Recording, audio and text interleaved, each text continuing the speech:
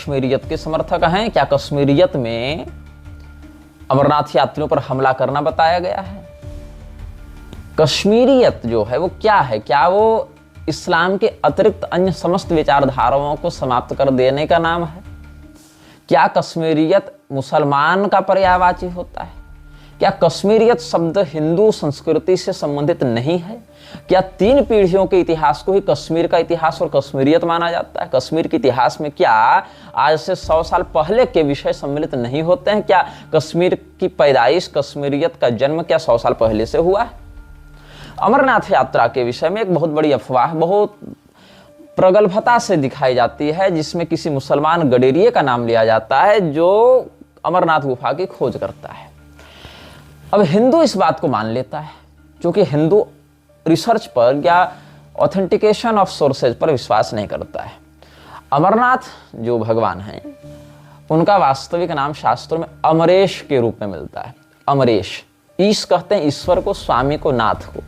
हाँ, जैसे केदारनाथ को केदारेश्वर भी कहते हैं, विश्वनाथ को विश्वेश्वर भी कहते हैं या विश्वेश भी कहते हैं। आप शिव पुराण इत्यादि का अध्ययन करें, लिंग पुराण, स्कंद पुराण, शिव रहस्य या शैवागमों का अध्ययन करें तो आपको यह ज्ञात होगा कि ईश्वर, नाथ, ये सब शब्द पर्यायवाची हो जाते हैं। जैसे जगन्नाथ को जगदीश्वर भी कहा जाता है, विश्वनाथ को विश्वेश या विश्वेश्वर भी कहा जाता है।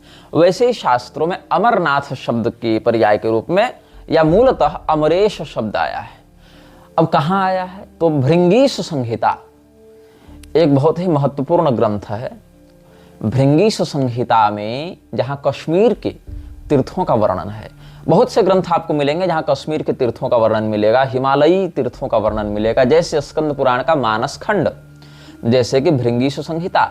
अभिनव ग्रंथों में देखें तो नीलमत पुराण या कलहण की राजतरंगिणी, तो ये सब, हालांकि राजतरंगिणी इत्यादि तो धार्मिक ग्रंथ नहीं है, लेकिन उनको एक हिस्टोरिकल एविडेंस के रूप में माना जा सकता है। काव्य के दृष्टिकोण से भी वो ऐतिहासिक घटनाओं का वर्णन करते हैं। किंतु अगर आप धार्मिक प्रमाण के रूप में देखें तो स्कंद पुराण के मानस खंड या हिमवत खंड या जो भृंगीश संहिता, ऐसे जो प्रामाणिक ग्रंथ हैं, हिमवत खंड, मानस खंड, भृंगीश संहिता, इन स्थानों पर कश्मीर के बहुत से तीर्थों का आपको वर्णन मिलेगा, जिसमें अमरेश शब्द भृंगीश संहिता में अमरनाथ भगवान के लिए आया है।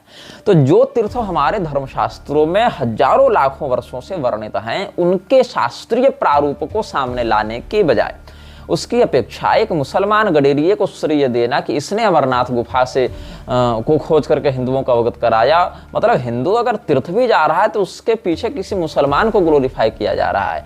आप समझ सकते हैं इसके पीछे कितनी बड़ी साजिश होगी।